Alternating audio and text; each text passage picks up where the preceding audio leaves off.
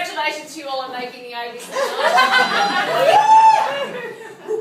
What did they say yesterday? Same thing. Tonight I've decided to do my own This Is Your Life, as nobody else offered to do it for me. Terry! But I will keep it brief because I can go on. I was born in 1962 in Burwood Hospital and weighed a hefty 9 pounds, 9 ounces. I grew up in the then barren suburb of East Burwood. In the 70s, I got my first part-time job at the new Kmart just up the road and worked on the floor in the record department. And in between part-time work in school, I enjoyed having barbecues on the Yarra, drinking lots of Mooroomba and being an avid groupie. I completed VC in 1980 and attended uni for the year after, doing what everybody else does then, first year arts. Nothing. Just to keep my career options open. In 1982, I got my first real job at Dan Murphy's in Shepherd Street, where I met my oldest and dearest friend, Linda. I clearly remember us smoking at our desks and hitting the Court Jester Hotel every Friday night after work to kickstart the weekend. A little saying that Linda and I shared every Friday was, "Thank God it's fucking Friday." And we were the oh so important office girls. Linda, you've been a friend for 20 years. We've never lost touch, even when you're in Sydney for all those years, and now we live around the corner from each other. Our friendship is very special and precious to me. In the 1980s, I travelled overseas, and on my return, got a very important job as a waitress at the Regent Hotel. I was very quickly promoted to restaurant supervisor and was very proud of this title on my name badge. In 1990, I moved to South Australia to study wine science in Adelaide Uni and worked at many cellar doors, including Waterloo, Tuxbridge and Chapel Hill. I returned to Melbourne in 1993 and did vintage at Mount Langi Duran Winery in Ararat. In 1994, I took a job as a wine rep for Domain Wine Shippers, and it was then that I met my dear friend Paul Taylor. Paul Taylor! As he likes to call himself, Dr. Love Muscle. Alice Cooper. Did you Alice Did you call yourself that? I am. I was instantly attracted to Paul's strong feminine side.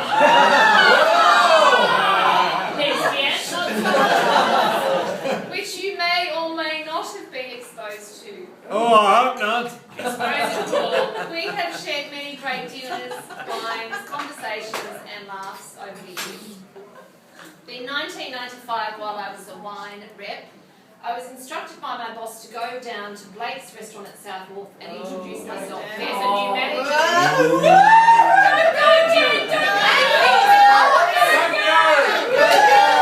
He was an asshole. He is the Scottish git and always wears a vest, I was told. It was love at first sight for Terry as soon as he saw me. That's not the script I've got. And he went on to woo and marry me within 12 months of us meeting. To this day, he tells the story about how I chased him. We all know how delusional he is. He said this shit won't leave me alone. It's like stalking. I met Dawny the day after I met Terry because he was couldn't wait to introduce me to his family.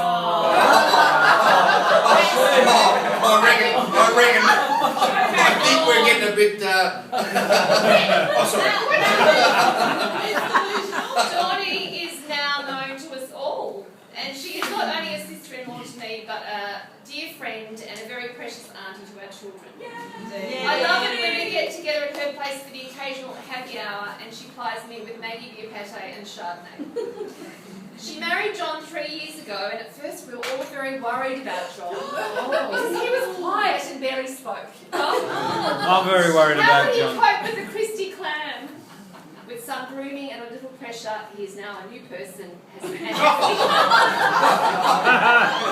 they convert you, Wilco? And he drinks because he didn't drink then. Shortly after I met Dawn, I was introduced to Greg, or Sarge. And his family, who have always been a big part of our lives and always happy to come along to all those Catholic things. No, I know, but used to come. I was delighted the day we went to the races a few years ago, and he introduced me to this gorgeous woman he was with. She was wearing a beautiful cotton vintage dress. Hang on.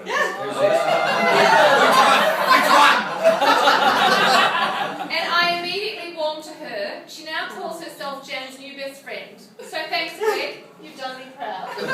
Thank you. On New Year's Eve in 1996, Terry and I were invited across to French Island to spend it with a group of friends, some of which we hadn't yet met. And as we boarded the boat, our eyes caught sight of a very handsome couple in the corner. No more handsome than us, but they were handsome. Unfortunately for us, they were accompanied by their dog. Yeah.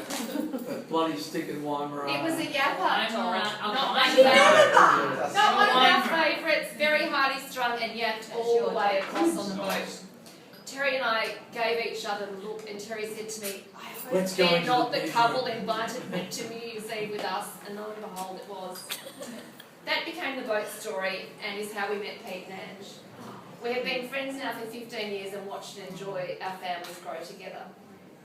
In 1997, Terry and I moved to Brisbane, and in the few years to follow, we managed to have sex twice, and Eliza and Thomas. So nothing's changed.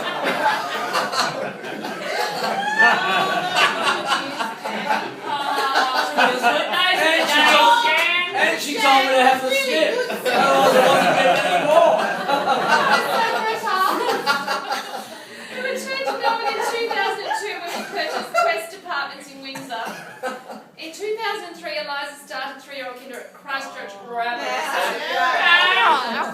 at the start of every year, the principal would put on a cocktail party for new parents.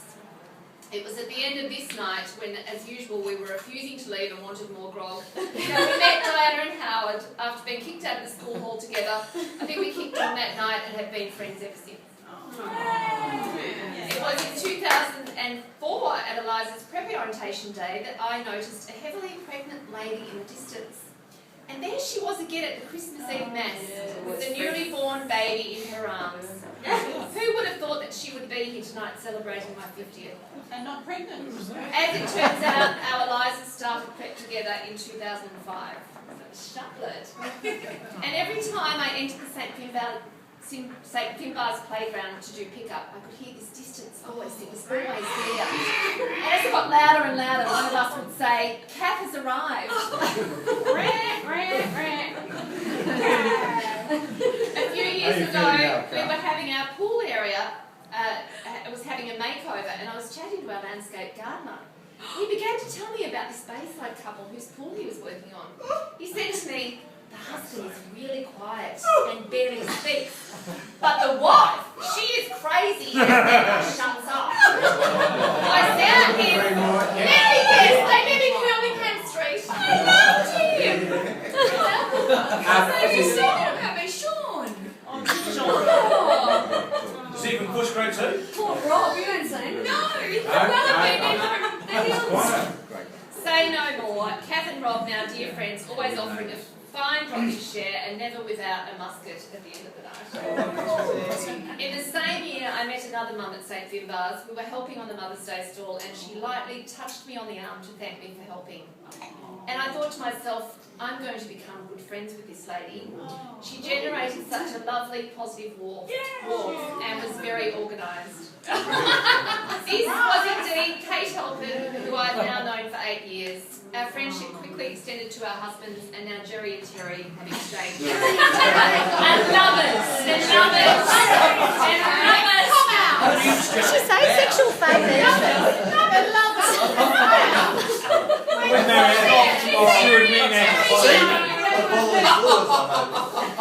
Get to the next bit, Jack. Get to the next bit. I met Marianne a few years later by Kate as we worked on the ball committee together. I distinctly remember Marianne telling me that Paul and her had decided there was no room or time in their lives for any new friends. But after one dinner with Terry and I, they succumbed to the pressure and added us.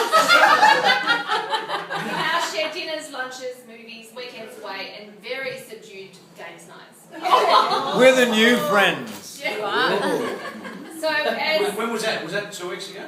Dave's night was, yeah. So as it is a history of friendship unfolds in this room. Friends I treasure and feel very honoured to have. It is you all as individuals who make my life so rich, rewarding and fun, and I'm very lucky to be turning 50 and to have such special people in my life to celebrate it with. So thank you all, and I love you all. Thank you very much.